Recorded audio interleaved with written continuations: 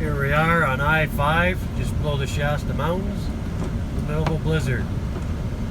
Road's blocked. Been sitting here since 6 p.m. and it is now almost 1 a.m.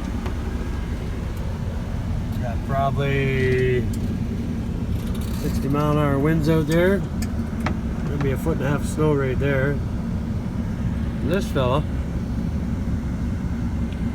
state trooper, parked there and is going all along, knocking on the door, make sure everybody's okay, see if you need any assistance. Great guys to be doing a job like that. Anyways, that's we're gonna be here till morning. It's supposed to blow like this till 5 a.m. anyways. Then they'll have to clear this mess. I have no idea how they're gonna plow it.